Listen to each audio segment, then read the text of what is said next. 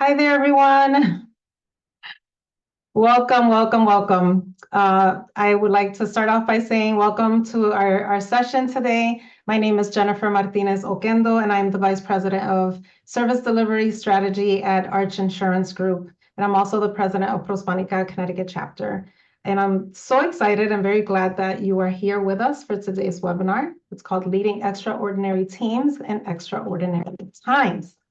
So leadership today demands more than just strategy. It calls for resilience, empathy, and the ability to bring out the best in others during moments of uncertainty and change. So in this session, we're going to explore how to navigate these complex times while continuing to lead with purpose, vision, and impact. We'll dive into practical tools and mindsets that empower you to inspire high-performing teams, to foster that trust that we all are longing for, and adapt with agility. So whether you're managing through disruption, championing innovation, or guiding others, right, through challenges, your leadership matters. So let's examine how extraordinary leadership isn't just about having all the answers, but it's also about showing up with authenticity, clarity, and courage. Even when things are unclear and the path forward is unclear, we want to make sure that we are showing up with authenticity, clarity, and courage. So we're excited to have you. I hope that this session leaves you energized and equipped and confident in your ability to lead with strength and heart. So without further ado, it is my pleasure to introduce our speaker for today, Sam Caballero. He is a talent development professional and CEO of Pivoton, where he specializes in leadership programs and coaching. A U.S. Air Force Reserve veteran, Sam has supported organizations like the City of San Antonio, Burger King, and Chevron. He serves as VP of Finance for ATD San Antonio and Director of Strategy for iEmpower. An ICF Associate Certified Coach and Certified Professional Talent Development, Sam is very passionate about helping others like you and I to navigate through career pivots. So I am truly honored to have Sam with us today. His expertise and personal journey, I know, is going to leave you feeling informed and inspired. So join me in giving Sam Caballero a warm welcome. Sam. Jennifer, thank you very much. I greatly appreciate the introduction, and Lorena as well as the support, and to Prospanica for this wonderful opportunity to talk about what happens when things don't necessarily go as to plan. How do you show up, like you said, authentically and in an intentional way to ensure that you're able to support you and the people that are around you? And with that, let's go ahead and get started. So I want to take you on a journey in my past, where I had a wonderful opportunity to be the director of education and training for an organization where we were directly supporting doctors and nurses and training them on the problems with tuberculosis. And we were in a time in this country where we were so good at it that we actually forgot how to treat it and how to see it. And so the CDC, the Centers for Disease Control, realized what the risk and threat was. So they decided to put some funding together, which led to the coordination and creation of these organizations. So I had the opportunity to be a part of this wonderful team where we got the chance to train and educate doctors and nurses on tuberculosis. Well, one thing led to another, and this was right at a time when money started getting to be an issue. And we had the government shut down, which basically meant that our funding was now limited. And so you start to think about, oh my goodness, we may get shut down. We may not have the necessary funds and resources to keep the work that we're doing together. And so you'll notice that there's a woman, an older woman in the middle, who, in her approach as a prior military person and now the director of the center, she was all about what it meant to be a leader as well as a manager, because you need to have both. And one of the things that's interesting about leadership is that it truly is about you and how you see the way you engage. There's a lot of theory about where we get the word leadership, but the theory is that we may actually get this word from the German language of love, and Liebe is love. And so we actually may get the word leadership from love, which is about caring for your people. And leadership also comes from the Old English word of leder, which means to guide. And so I remember her as the guide, the one that she cared about her team, including how she inspired and influenced all of us. So I really appreciated her leadership, which allowed me to really engage with what is this meant in terms of being that leader. And so what's interesting for this perspective is that for us, leadership or team refers to an individual who comes together to achieve a common goal. Each member typically has the specific roles, responsibilities, and how they collaborate, communicate, and coordinate their efforts to reach shared objectives. But in order for you to have that team, you got to have those leaders. And the doctor in the center was one of those leaders where it was all about what am I going to do next to help my team get through this? And so, with that, what was helpful was that she identified some things that we needed to do to really truly engage in a positive, productive way. So, I want you to just take a moment to look at all aspects of what makes a great team. And when you're challenged by shutdowns and running out of money and not having a clear understanding about what's going to happen next, this is what really helped us in terms of our ability to get through the challenges. First off, have a clear purpose and goal. The word purpose in Spanish is propósito. P-R-O, basically means ahead. And so what is it that you have in terms of your purpose in what you put ahead? And so for us, she was always there to remind us, what are we putting ahead? We are putting the training of our doctors and nurses so that they know about tuberculosis and comorbidities. Then to support our purpose, we got to have some defined roles and responsibilities. What are you supposed to be doing versus someone else? And we have to build trust and respect with each other. What's interesting is that the word trust in Spanish is confianza. And that word sounds like confidence. And the first three letters of the word confidence is con, which doesn't necessarily sound good, but you know what? In Spanish, it's with. Fidens, faith. And so one of the things that really helped us in our challenging time was the trust that she built around having faith around what we do. And that really helped us secure our strength in terms of how we inspired and influenced each other. You got to be able to communicate effectively because communication then leads to collaboration, which also leads to the fact that you got to have strong leadership where people care and they care in a way where they love what they do, but there's some sense of guidance in how we're engaging. The other thing to this is that teams have to have diverse voices. And right now, we're going through some challenges in terms of DE&I. But keep in mind about the flaming hot Cheeto. And what I'm by bringing up the flaming hot Cheeto is that can you imagine a janitor coming up with a wonderful idea about adding spices to a product that was already well known? Well, that's a diverse voice. So, in order for us to be innovative, we also have to have those diverse voices that are constantly coming up with new ideas because it's those new ideas that create safe spaces that allow us to be committed in what we're trying to do, which then allows us to problem solve and adapt to the various challenges that are out there. There are some big challenges out there, and there's only so much that we can do with these big challenges. But keep in mind, if we have these things, it allows us to really engage with what does this mean in terms of our ability to move forward. And so with that, team engagement allows us to really be able to engage with each other, connect in order to motivate and collaborate to align what our purpose is, and coordinate and being in the situation that we're in.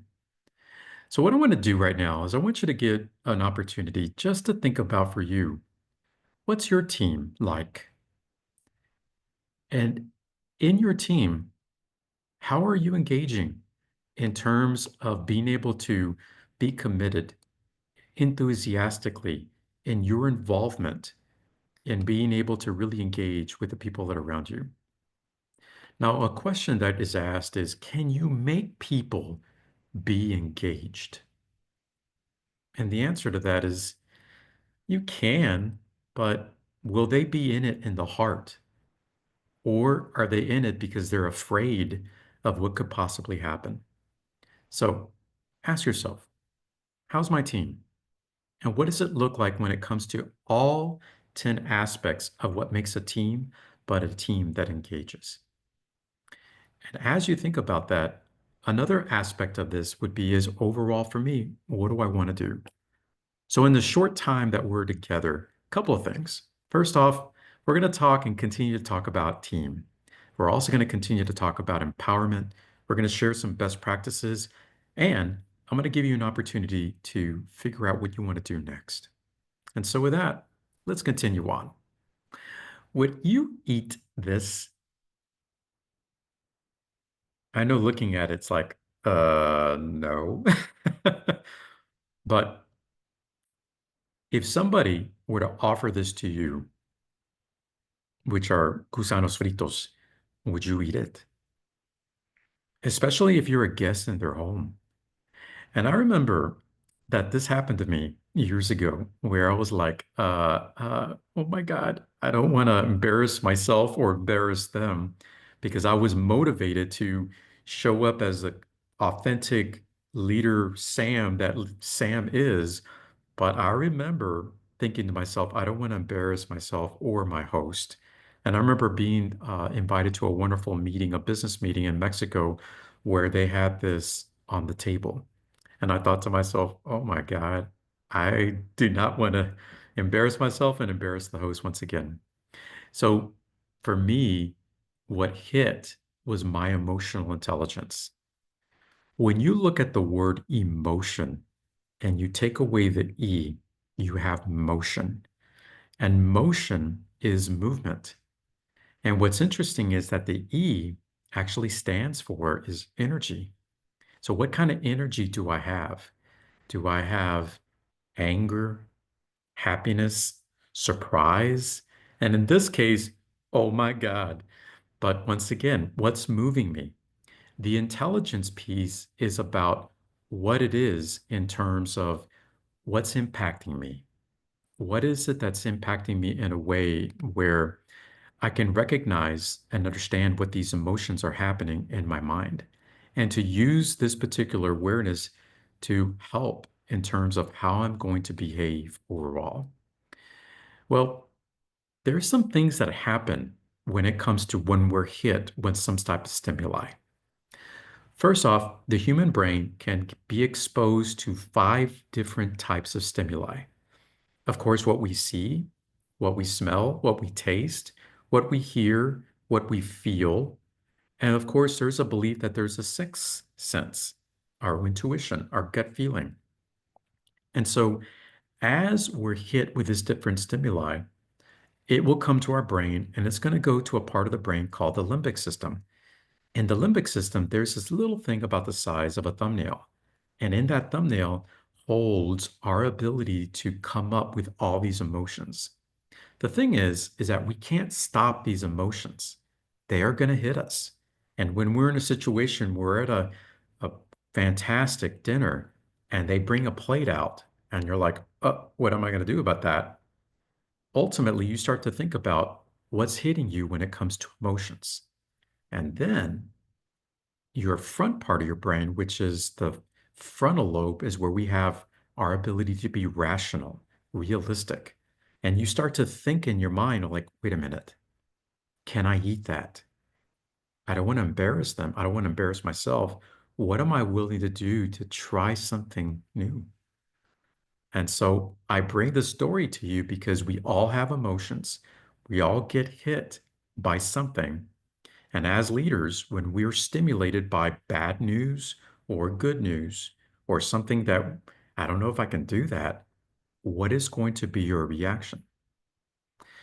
So, considering that we're in this platform, there's only so much interaction that we have going on. What I'm going to do is I'm just going to give you a moment to think about for you. When was that moment in time where you were hit with a bit of surprise, whether You saw something, you heard something, you tasted or smelled or felt something, or maybe your gut feeling was hitting you. What happened? What ended up happening? And when you recognize what the potential possibility could have been, how intentional were you in your way of being able to get to your end result? So I'll just give you a moment to think about that for you. What was your situation? What happened? And were you able to get your end result because you were able to calm the mind in your own way in terms of your emotional intelligence? So I'll just give you a moment to think about that now.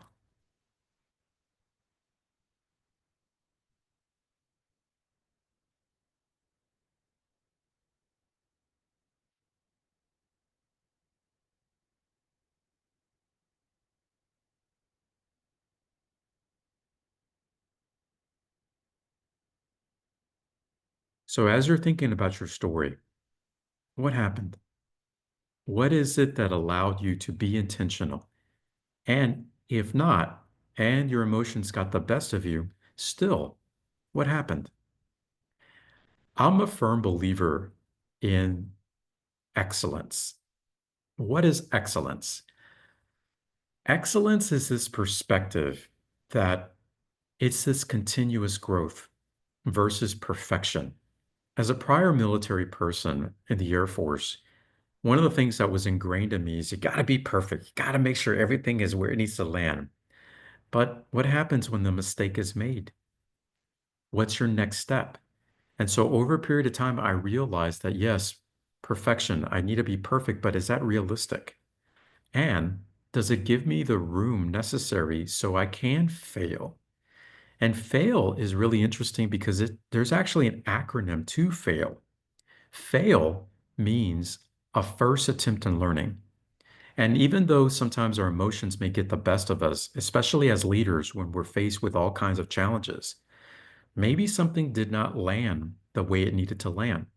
So a fail is just simply a first attempt in learning. And, sometimes things happen again. And I know we try our best to strive for excellence, but, sometimes it may not land the way we want it to land. So this is where instead of a fail, maybe it's a sail, where it's a second attempt in learning. So remember, mistakes are made. The benefit and beauty of a mistake is that you're able to learn from it, a fail.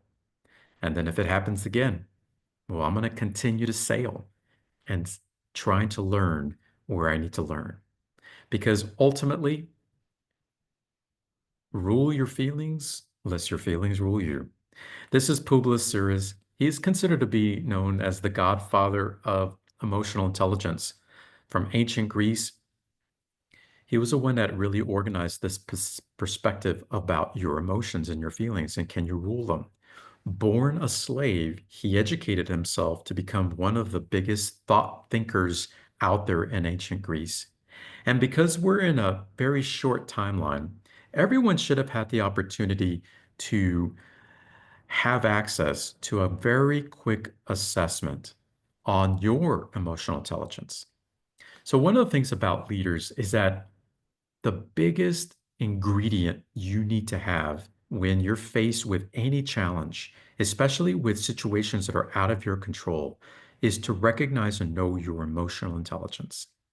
So, as homework for everyone, everyone's got homework. I want you to take this very quick assessment. It's only 20 questions. And the way that you're going to take this assessment is that you're going to read the statement and you have four options. Now, this is not a test. I don't want to know what the capital of Louisiana is, for instance, Baton Rouge. But what I do want you to do is think about for you as you read the statement, out of the four options, which one of those is the best for you?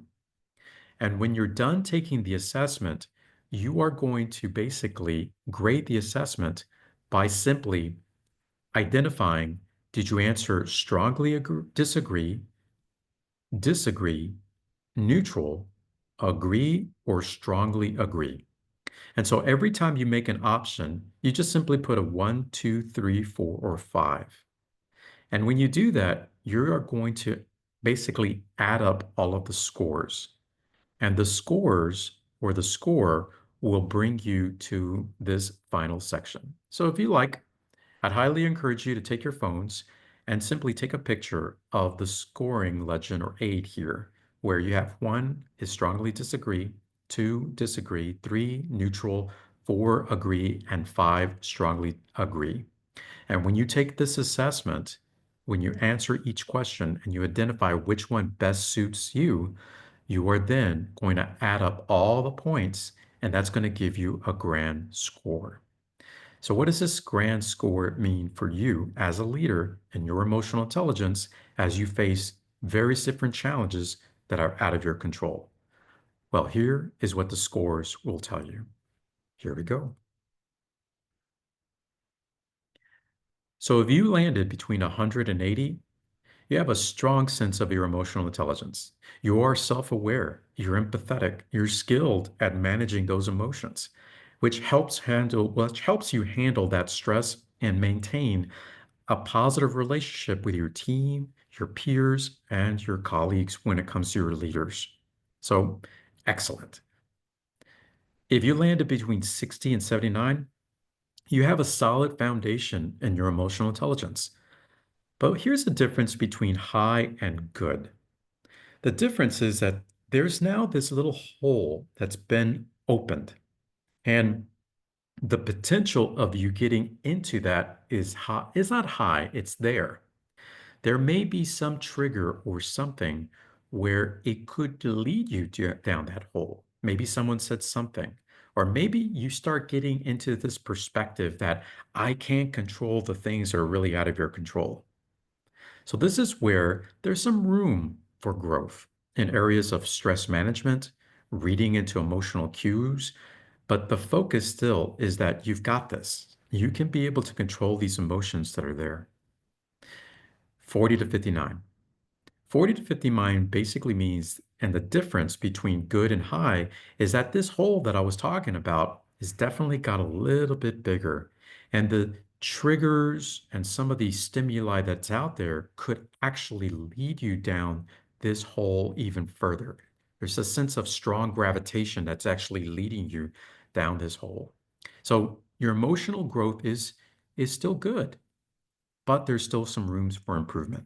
And there's could be some challenges that you may face that could trigger or put you in a position where it may lead you into something where you're thinking later and of, I should not have done that.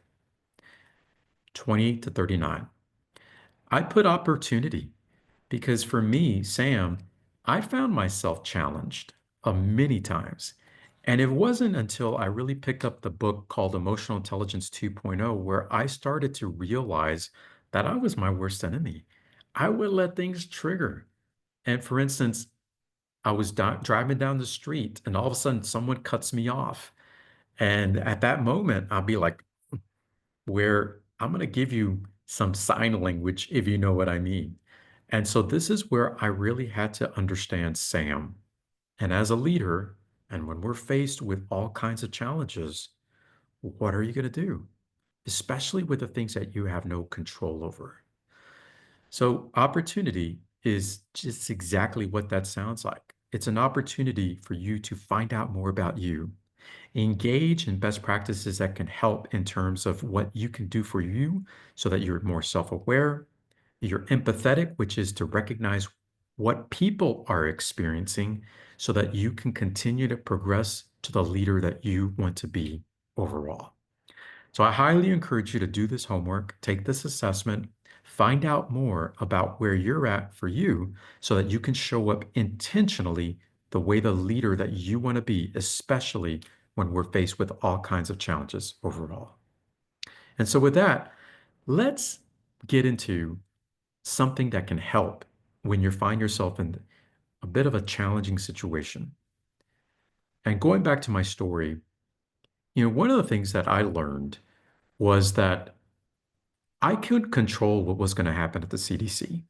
I couldn't control what was going to happen at Congress. All I knew is I could only control what was happening for me and my team. I led a team of 5 talent development professionals. we would go around training doctors and nurses on tuberculosis.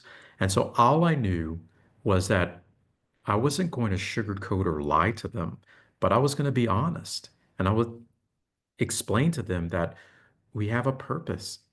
We can engage in the way we want to engage and not let all of the external stuff prevent us from doing the good work that we're going to do. We know that we still have at least 3 months of funding. So in the meantime, let's do the best that we can in terms of the work that we have. But in the meantime, I'm here and I'm here to support you. And if it means that you want to find another position somewhere else, either within the system or outside the system, I'm here for you. I'm here to support you with your resume. I'm here to support you with your professional development. But most importantly, I'm here. But in order for me to do that, I needed to self-reflect on me because there were times where I was like, oh my goodness, I have an 8-year-old and a 4-year-old. I have a mortgage. I have 2 car payments. What am I going to do? So there was a lot of self-reflection. And this is where the emotional intelligence came into play. So there's only so much I can do.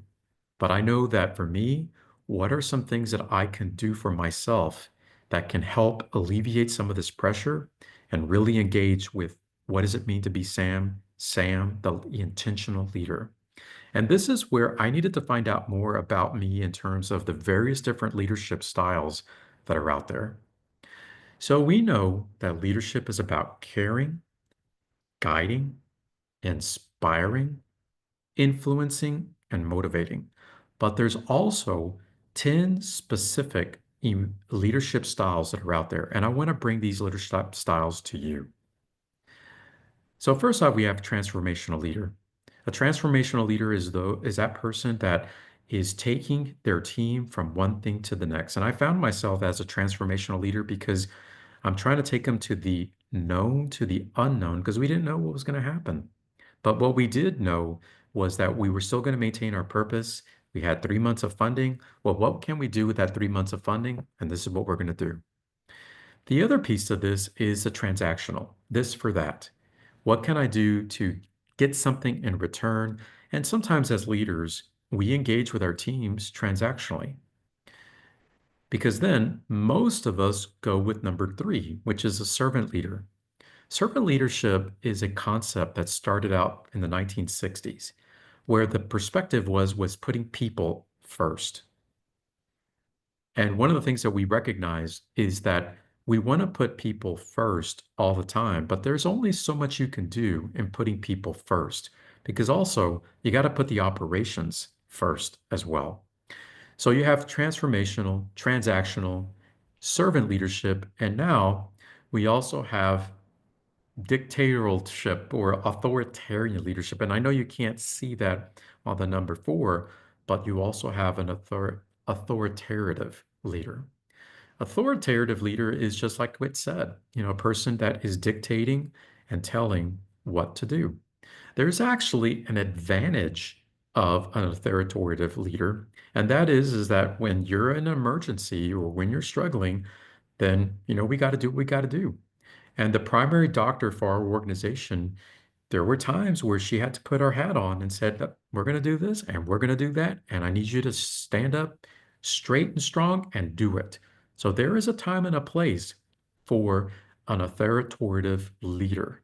So don't have the perspective that a dictator per se is a bad thing, but there are times where you have to show up with your authority to show up strong.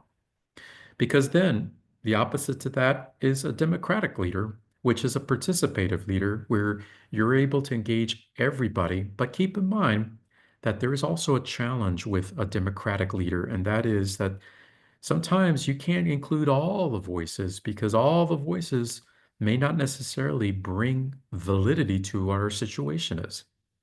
But then sometimes you also have to have that hands off. And laissez-faire is a leader where I'm going to let you do your thing. The benefit is that you allow the empowerment of the team member to do their thing. But sometimes you got to step in. You got to know when you need to step in because it does take a level of charisma or charisma to be able to engage with your team. But sometimes being too charismatic may not necessarily help you in landing what you want or what you need to do. We also have a coaching leader, and a coaching leader is about that person that engages with professional development for all team members. The disadvantage of a coaching leader is that there's also a time and a place where so much development can only be provided. So when it comes to professional development, yes, professional development is good, but be mindful about how much and what am I actually providing overall. There is a great book out there called Situational Leadership. Situational leadership is exactly what that says. And that is for every situation, you got to, you got to show up and stand strong depending on the situation.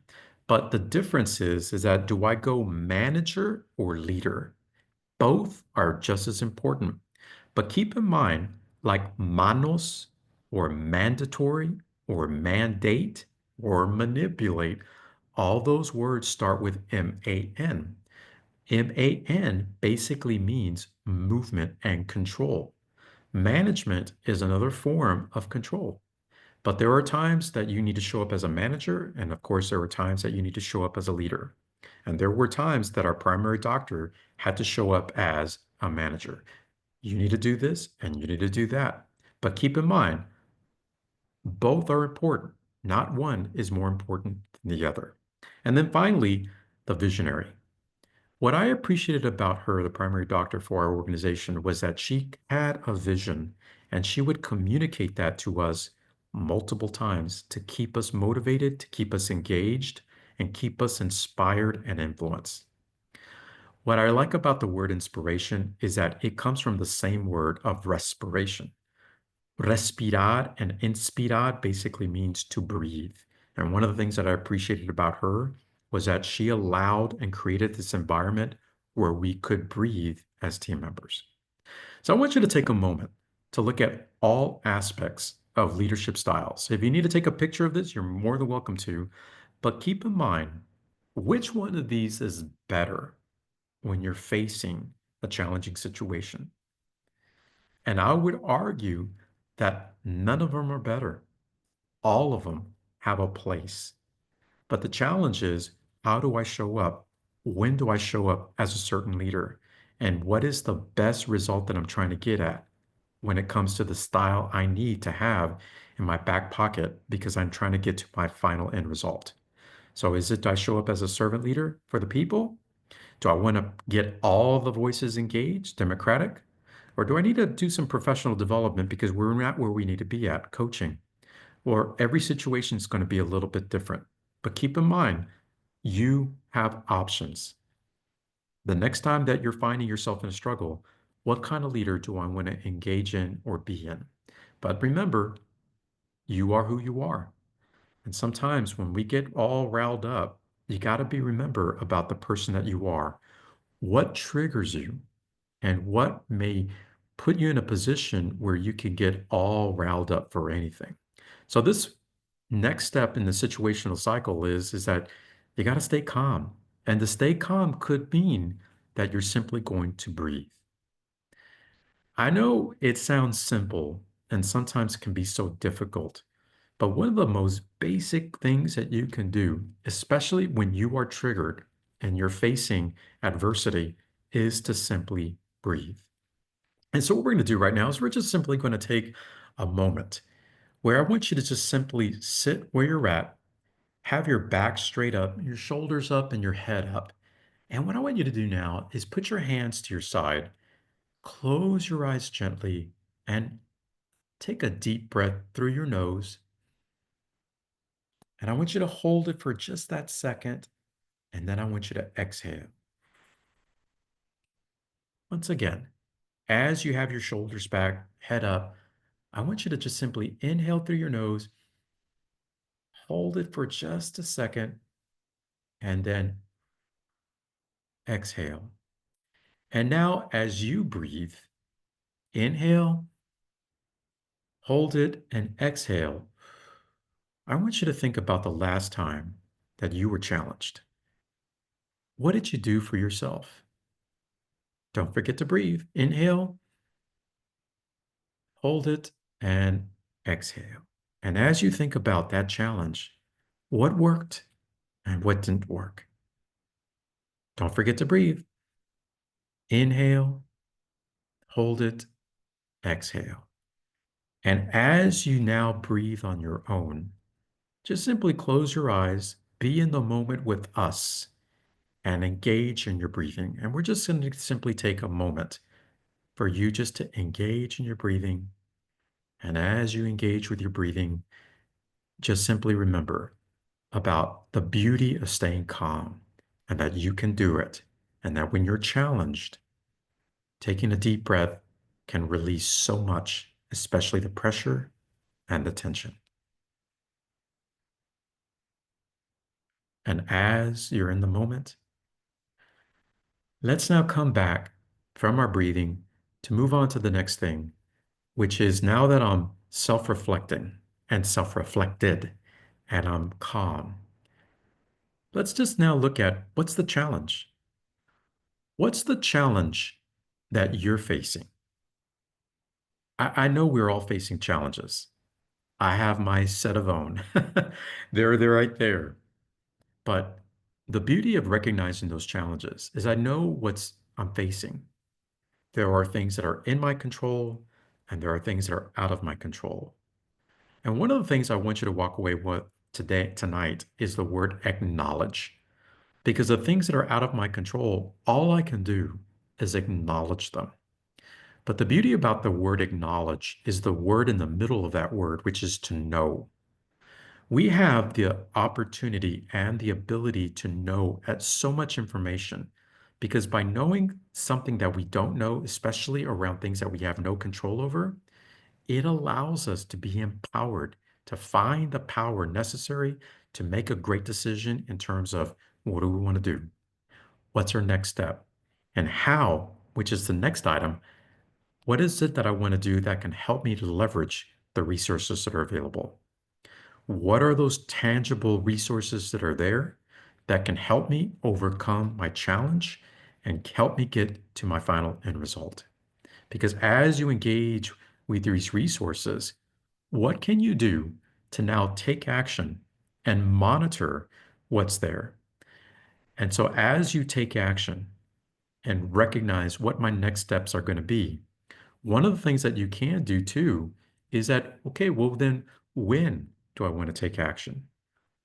When would be the best logistical time in order to do what's necessary so I can ensure that I get to my intentional end result? Sometimes our when we'll do something, may not necessarily be the now or the tomorrow or even the next week. It could be next month or maybe even a year.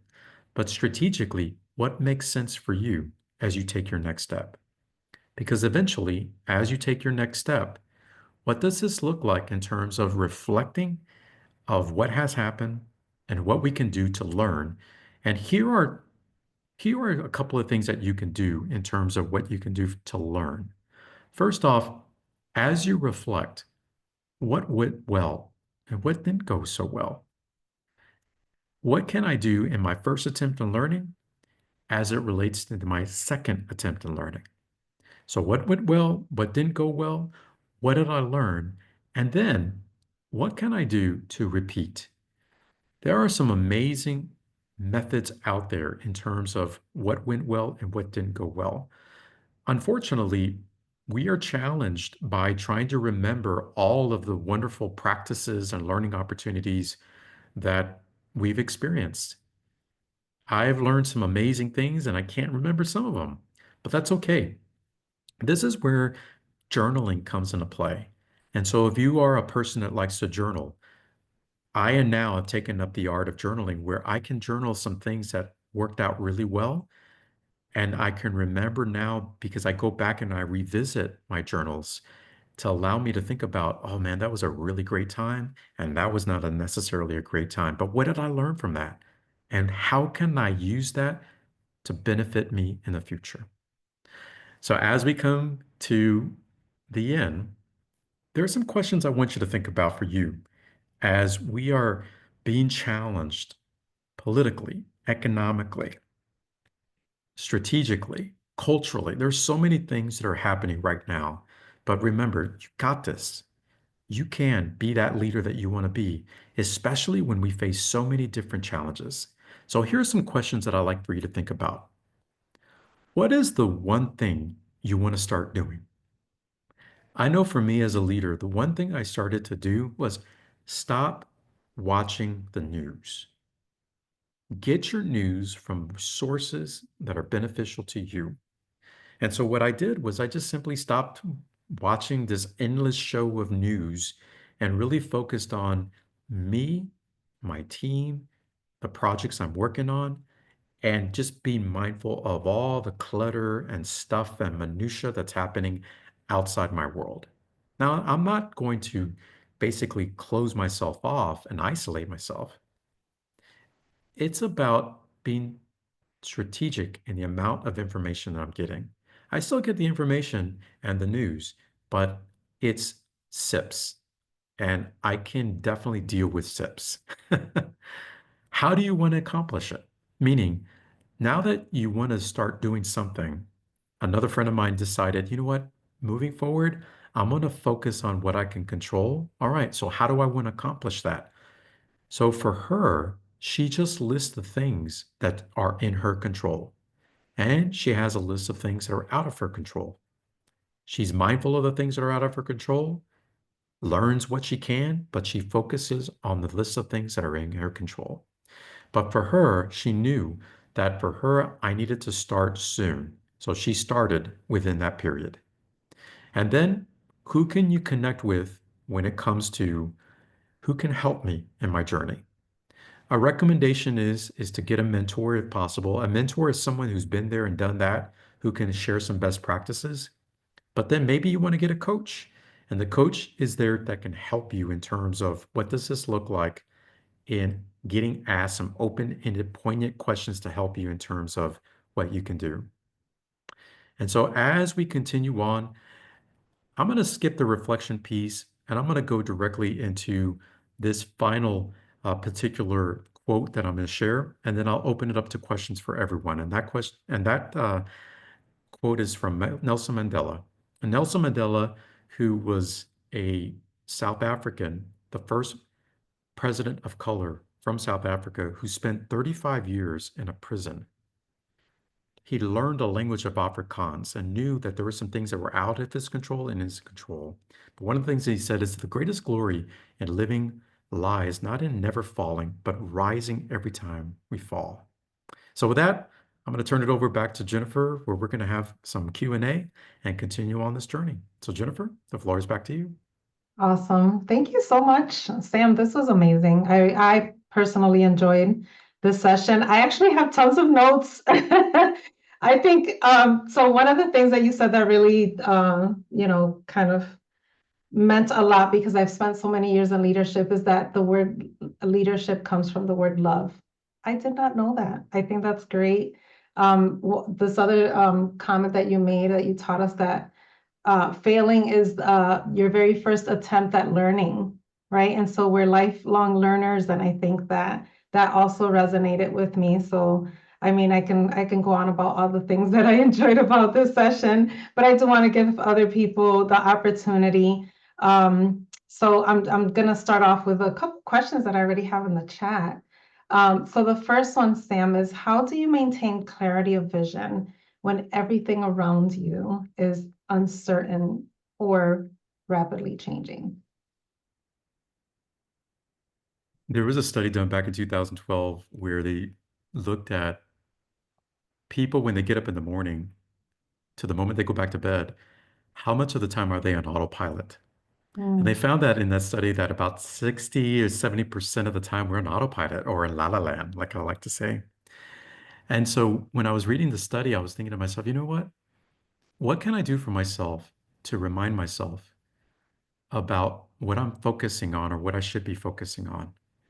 What can I do for myself, especially when I get hit with something called imposter syndrome, where I feel like I'm not enough. And yet I went to school and I got educated and I did all the things, but still there's that moment where it's like, híjole, am I enough? So I journal and I put little notes here and there that when I'm a little bit stressed out, when I need a reminder, I just go back to my journal and hit those pages, especially those pages of quotes or ideas that I thought to myself, or ideas that we share amongst each other in this community, where it's like, you know what? I'm going to go with that. There's a really awesome quote from Theodore Roosevelt, a previous president from the last century. He said, if you were to give the person that gives you the most trouble a hit in the pants, you wouldn't sit down for a week. I'm a firm believer of that quote because you know what? I'm my worst enemy, but yes, I'm also my biggest help. What can I do to help myself, to remind myself of the good things I bring to the table? Sure. And I really appreciate that you acknowledge that it doesn't matter how long you've been in leadership, all still struggle with the same things. We all have our moments of, feeling imposter syndrome or inadequate or whatever the case may be. And it doesn't even matter, to your point, how educated you are. We're still all human beings. And so I appreciate that comment.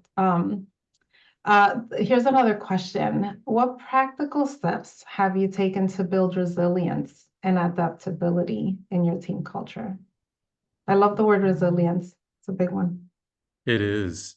The word resilience basically means is to go back to a time when you were on your Mm, A game.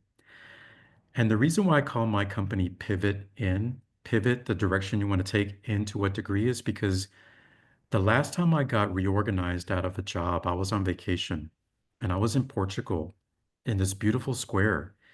And when I got done talking to my now ex-boss, I just started walking. And in the military, we teach this drill movement called left flank. Left flank is a pivoting movement where you have to pivot on the ball of your right foot. And I gave myself left flank. And it felt so good because not only did I physically pivot to the left, but I also mentally pivoted to the left. So there are times where, I get challenged, I get frustrated. I have my own company and sometimes I don't get the deal and I'm in a doctoral program for getting a doctoral program in strategic leadership. My wife, York, and I decided to go back to school a few years back. And so getting rejected on some topic that I'm trying to do, we all face that. So, what is your left flank? So, I challenge everyone here to think about what's something specific to you, whether it's prayer or a walk. What can you do for yourself to build your resilience back? The beauty of it is that when you find it for you, you always mm, go back to it. I know there are times where I just have to get up, start walking, and give myself a left flank. nice, nice. And I actually enjoyed the breathing exercise too. I did it all, Sam. I did it all. I'm glad I wasn't on camera. I actually needed that, so that was perfect. I loved it. Here's another question. These questions are wonderful. In extraordinary times like we're seeing today, how do you balance optimism with realism when leading your team? Oh, you know, that's hard because you have to strike and figure out that balance. And I found myself challenged by it one time where when you go into social media based on your practices and where you click, you get fed things that you like. But remember, as a leader, you also have to find the place that's balanced where you have all aspects so that you don't find yourself in this reality that's not really reality.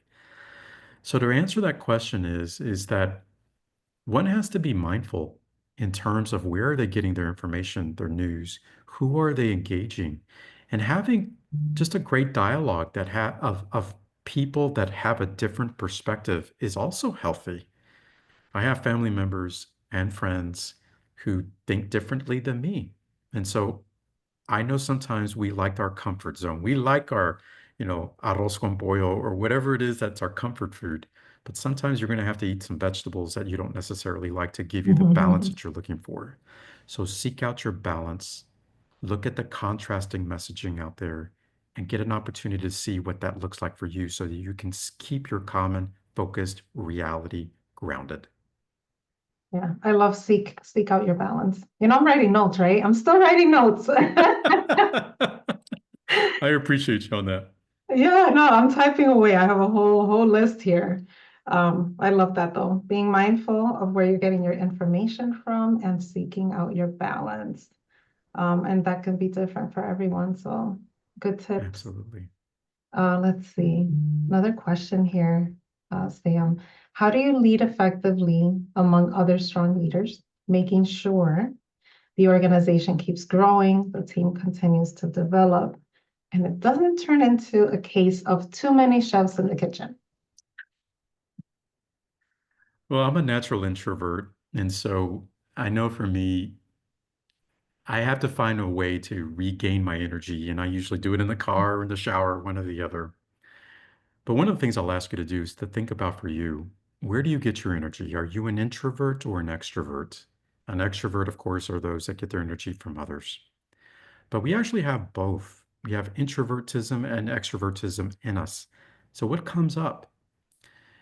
Years ago, I found myself in a situation where there were a lot of chiefs in the kitchen, and I had to come to the realization based on my balance. What's the end result? What am I trying to get at? And one of the things I want you to write down too is this abbreviation called WIFM.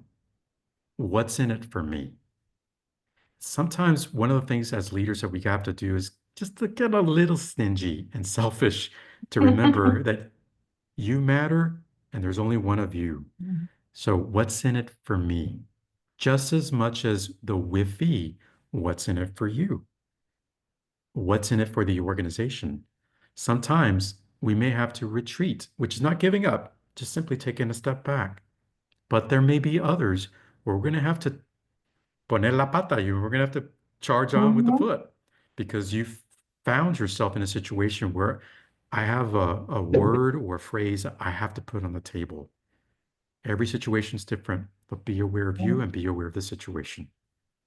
Yeah, and it takes me back where you were talking about the different leadership styles and that servant leadership being people first, but then the flip side of that is that you also have to think of both sides. So it makes total sense. Um, Absolutely. yeah, this is awesome. Any other questions? This is your moment, folks. If you have any other questions, I'm just going to give it a moment to make sure that we don't miss any. This has been great. Like I said, I wrote down so many notes. There were, some things that I was aware of, but other things I really just, it was great. I love when you said, how you said confidence is gone, right? With and faith. I mean, that was powerful. So I appreciate you. And as we conclude, I think we're at at time right now. Um, this webinar, Leading Extraordinary Teams in Extraordinary Times, has been excellent. And so I just want to thank everyone here for joining. Thank you, Sam. It's been great to hear your experiences and kind of you linking your knowledge with your experience. I think it has a great impact. A huge thank you to Prospanica National for their continued support in promoting leadership excellence. We're very lucky to be part of such an amazing organization. And looking ahead, we're also very excited to invite you to our upcoming webinar. It's called Charting Your Executive Path, Personal Branding for Career Strategy. That's going to take place next week on Wednesday, May 7th from 7 to 8 p.m. Eastern. And so we really hope that you take time, carve out some time in your schedule to join us for another, conversation. Thanks again for your time. And yeah, we look forward to seeing you again. And it was a pleasure, Sam. Thank you so much. Thank you, Jennifer, and thank you, Lorena, and to Prospanica. Wish you all the best. Nos vemos. Nos vemos. Adiós. Gracias. Adiós.